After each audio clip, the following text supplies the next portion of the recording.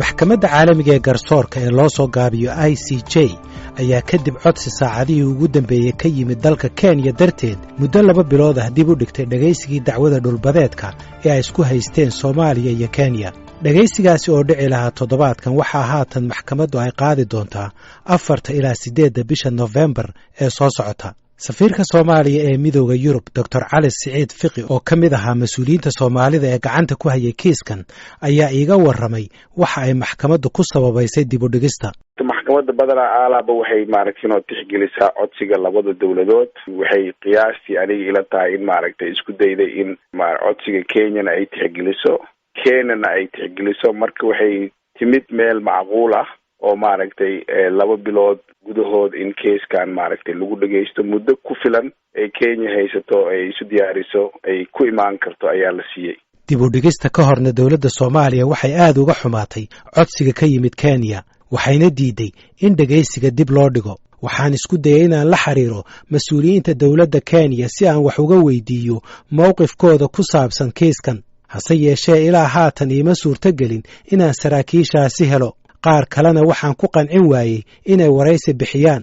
ugu dambaynse waxaan la xiriiray mid ka mid a xildhibaanada baarlamaanka Kenya, Safiya Cabdinuur. dadki markay arrintooda dib u dhigtaan wada hadal baa soo bixi dad walaal baa nahay dad maaragta aad iyo aad xiriir badan nooga dhexeeyo Kenya iyo Soomaaliya nahay. marka Kenya kulay waxay diidan tahay xiriir xumo inay naga dhex dhacdo.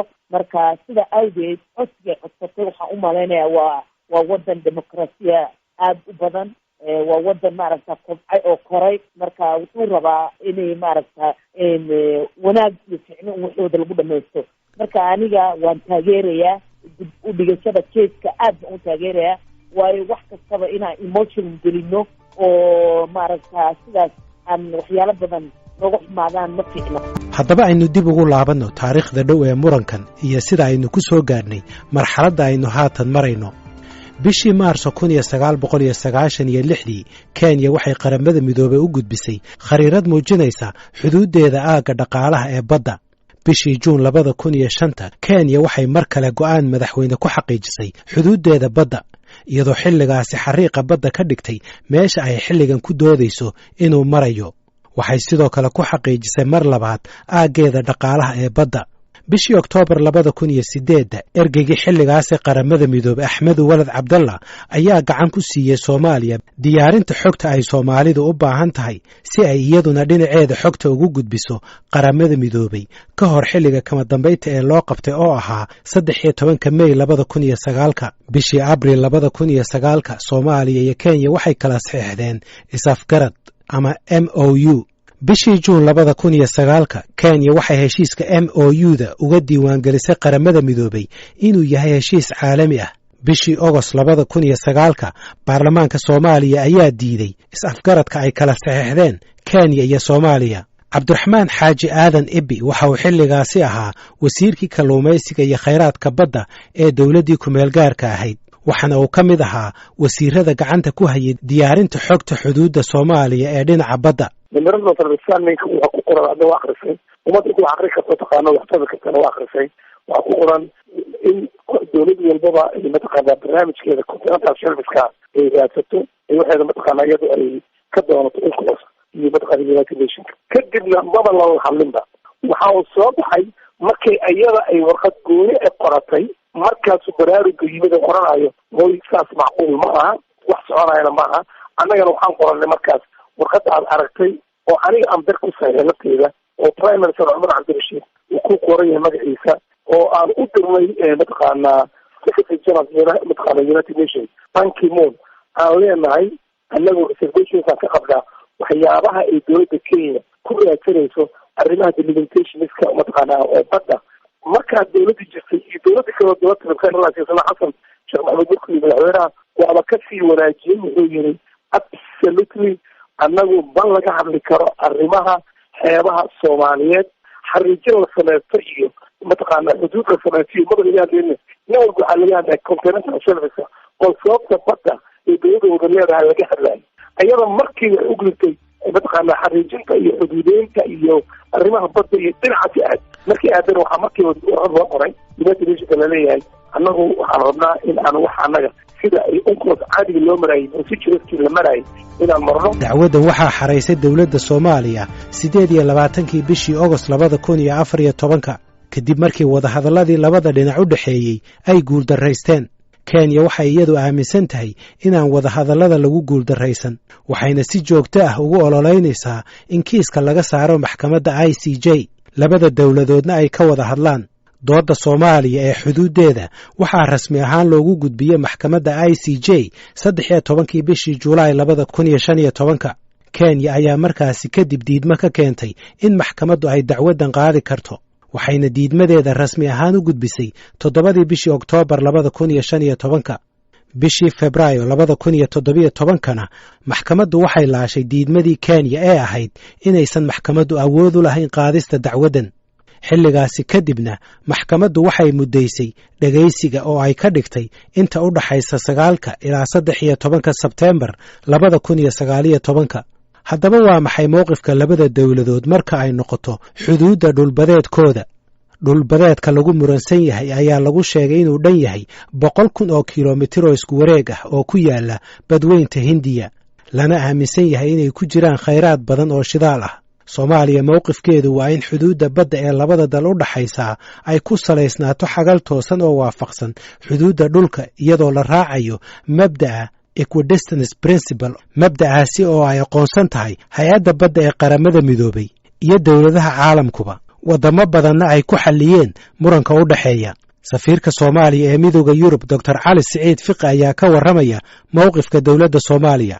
Kenya iyada ayaa waxay go'aansatay intaan annaga dagaaladii aan ku jirnay 2005 inay go'aansatay inay xuduudda sida iyada u rabto u goosato, taasoo ah waxay goosatay wax la yiraahdo parallel line to the line of latitude. marka taana haddii taa la raaco waxay Soomaaliya luminaysaa 100,000 oo square kilometer ma runtii oo meel area ah oo kheyraad fara badan ka buuxo ayay luminaysaa.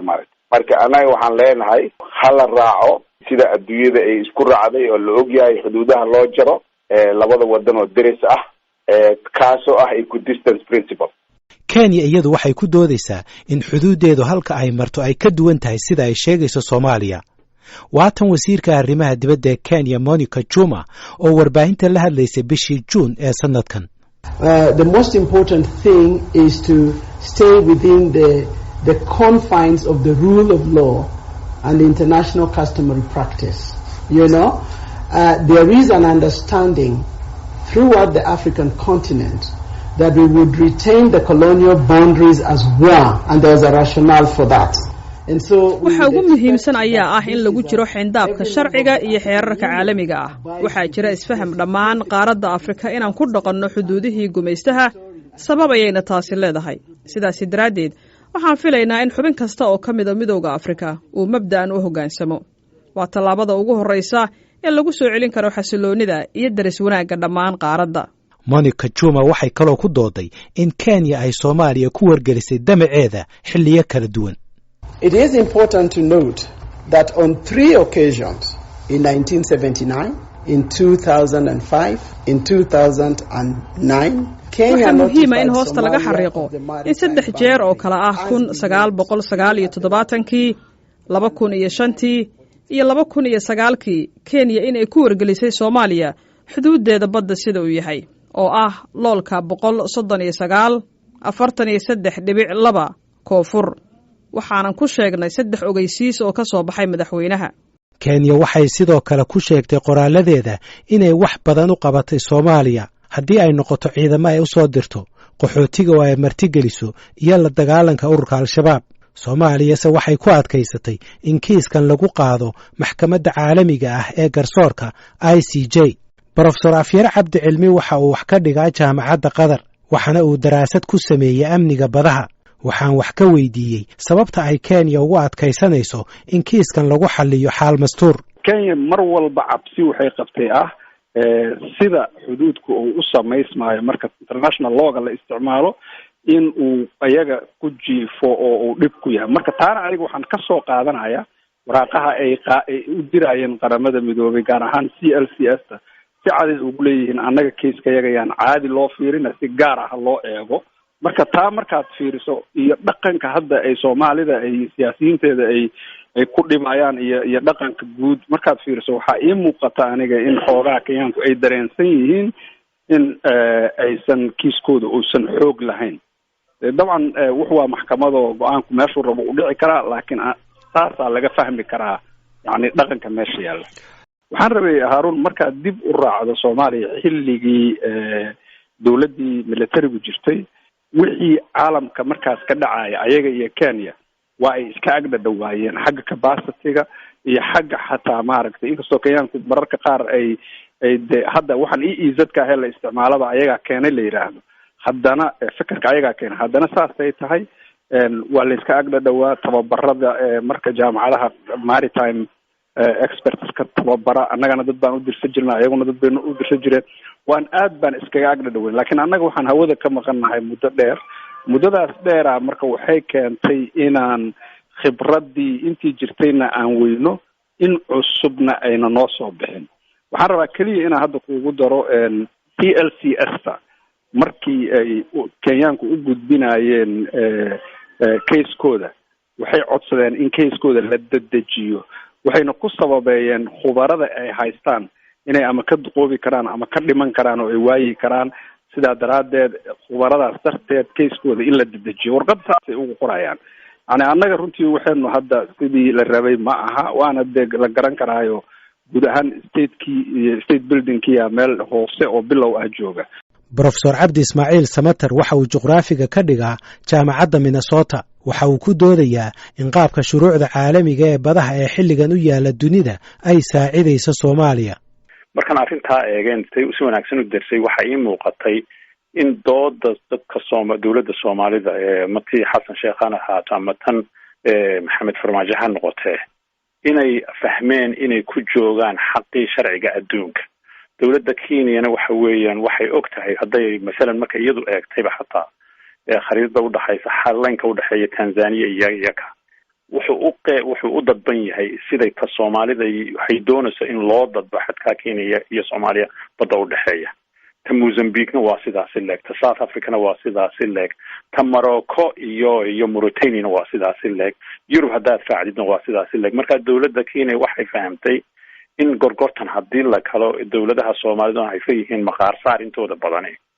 inay laga yaabo inay ka gashan karto oo wax ka heli karto iyadoo madaxa u salaaxa soolay walaalayno nahay dadka Soomaaliduna markay fahmeen waa kuwii dawladdii maxay Umar Cabdirashiid iyo ka horreeyay waati aad loogu kacay marka waxay dawladda Soomaalida ugu adkaysatay waxa weeye hadday ka baxaan sharciga caynkaas ah ay dadka Soomaaliduna fahmeen inay dhiilo weyn iyo kana u keeni doonto waddankan u keeni doonto dawladda Kenya waxay fahamsan tahay hadday gorgortan gasho oo la yidhaahay isku tanaasulno inay wax waxeegi ka badan heli karto taas ayaa keentay markaa inay doonto in laga soo saaro maxkamadda oo dood fara badan iyo xoog fara badan geliso looyara ay qabsato iminka waxaa la sheegaya ilaa 25 ilaa 30 malyan oo dollar inay ku bixisay inay Maraykan iyo Europe ay dhex gasho ku tidhaahdo arrintan waxaan doonaynaa in laga soo saaro waayo iyada waxay leedahay ku khasaari maysid waa tii la oran jiray Soomaalida dagaaladii markay dhaceen ku qabso ku qadi maysid Kenya markaa maanta waxay joogtaa ku qabso ku qadi maysid bishii Febraayo ee sanadkii hore